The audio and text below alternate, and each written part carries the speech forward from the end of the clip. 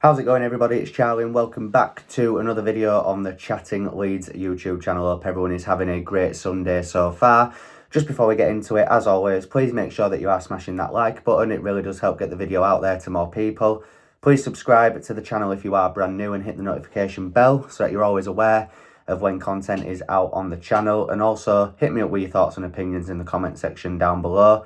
And as I was saying yesterday as well, I've updated the membership features on the channel. If you would like to contribute and help me grow the channel to the best of my ability, please make sure that you're checking out the membership feature, and anything that you can afford to contribute is very much appreciated. So, enough of all that. Well, it's been an okay weekend. I think it could have gone a lot better for Leeds United, obviously, if we'd have got the win against QPR yesterday. Obviously, after our draw with QPR, Burnley went to Swansea and won 2-0. I actually watched the majority of that game, and to be fair, Burnley did play well, especially first half. I thought Swansea gave them a good game at points, but ultimately they'd done enough in the first half to get that win over the line.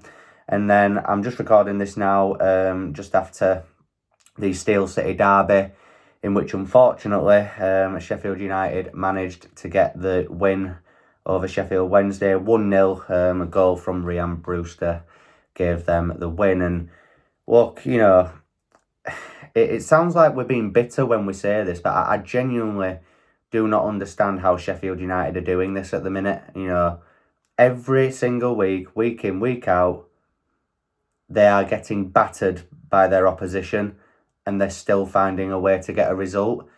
Even the Bristol City game that they had midweek, you know, they still got a point from that game when Bristol City absolutely battered them. Like, they really did.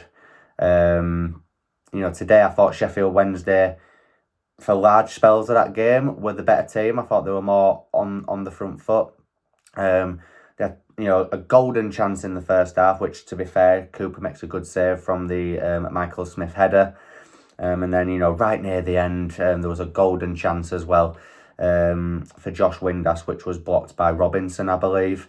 And, you know, I kind of didn't want to engage with it today, but I found myself watching the whole game, you know, praying for a Sheff Wednesday win or even, you know, a late equaliser from them.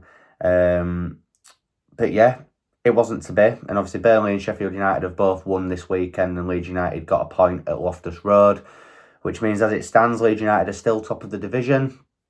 But we are level on points with the Blades now, both on 80 points. But Leeds, I think, have scored 26 more goals than them. I think ours is 51 and theirs is 25. And obviously Burnley, 2 points behind both of us in third with 78 points. And, you know, I think Burnley are looking a lot better of late. Weirdly, I think the fact that they've conceded the odd goal now has kind of got that monkey off the back. You know, I think everybody was talking about the clean sheets and everything, which they are still getting clean sheets. But, you know, they conceded against Cardiff, they drew 1-1 with West Brom, and that kind of pressure, if you want to call it pressure, is now off of them. I think Marcus Edwards, since he's come in, has really helped them in an attacking sense, because I thought prior to his arrival, yeah, they were keeping clean sheets, but they were struggling up top as well, and they were quite boring to watch. I'm kind of glad that, you know, Edwards came in after we played them at Turf Moor, because I think he could have given us some real problems that night if he'd have been there. But yeah, like I said, I think he's helped them out massively going forward. And like I've just said about Sheffield United, seem to get outplayed and, you know, battered every single week, but, you know, they're still managing to find a result. And, you know, I was thinking to myself earlier, you know, is this sustainable for them moving forward? You know, 8 games left. Can they keep up the pattern of not playing well and getting wins or even points until the end of the season? And I was thinking, you know, surely not. But then I think back to last season, and Ipswich at times were not playing well, but they were digging out late winners, late equalisers, you know, to still keep them in the race. And that's what the Blades are doing at the minute. You know, you could argue we have been in similar scenarios, especially against Sunderland and Sheffield United, where we didn't really play well in those games. I think against Sunderland we played well for maybe the last 15. And at Bramall Lane, I think we had the better of the second half. But first half, for the majority, we were not great. But we still managed to get the wins in both those games. So, yeah, we've done it as well at various points. The West Brom game, I thought, was a good point for us, to be fair, in terms of, the Sunderland, Sheffield United and West Brom game as a collective 3. To get 7 points out of 9 in that, I thought was a very good return, given the teams we were playing. But then, obviously, the disappointment of going to Fratton Park and losing. I think, I was hoping that it would be our, Cardiff moment of the promotion season when we come back after football stopped, where we got beat, but then we went on an unbelievable run to clinch promotion. The win against Millwall in midweek, I thought, was maybe the start of that run. And then yesterday, obviously, again, you take the point, given the fact we were 2-0 down. I still thought we deserved more from the game. I thought we were the better team throughout the whole of the game. A defensive error for their second goal and a Brendan Aronson howler gifted them 2 goals, really. I know it's all ifs and buts and it's an obvious thing to say, but if those things don't happen, Leeds United win the game comfortably.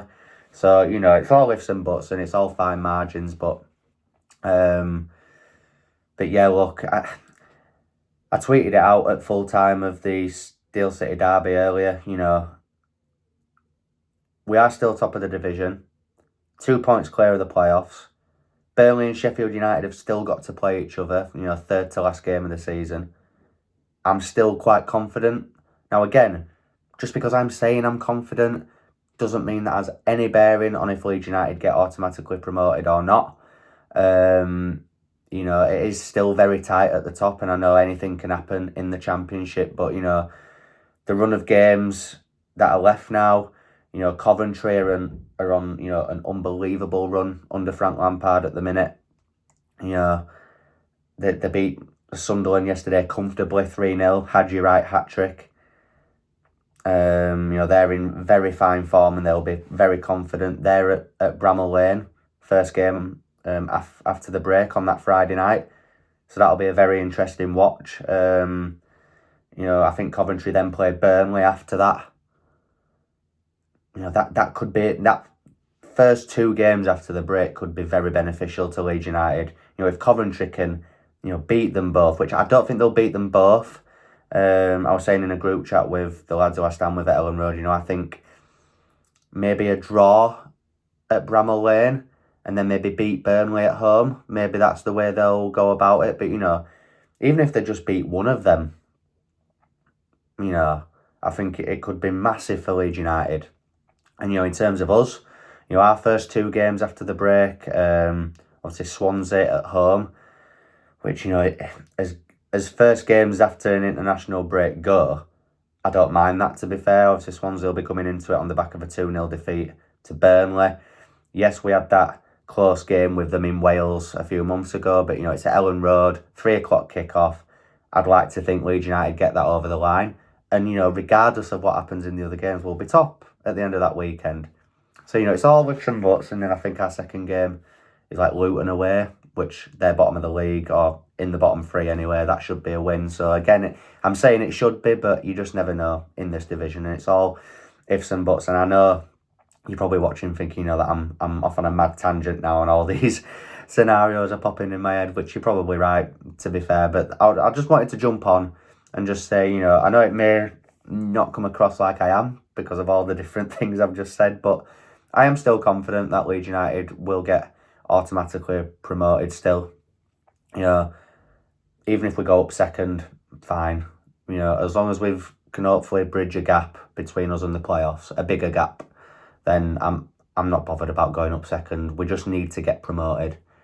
And like I said, the fact that Burnley and Sheffield United have still got to play each other, I think is huge. I think that's massive. And, like I said, it could go down to the wire, this.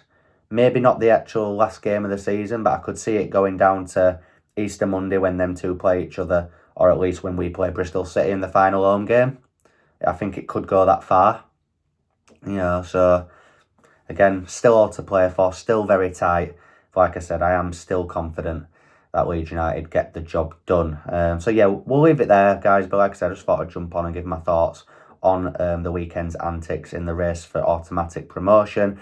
If you've enjoyed this, please make sure you're smashing that like button. It really does help me out. Please subscribe to the channel, hit the notification bell, and get all of your thoughts and opinions into the comment section down below. And make sure you're checking out the membership feature on the channel as well. If you are able to join, please do. It would really help me out in terms of growing the channel. So yeah, appreciate that in advance, and I will see you in the next one. Thank you.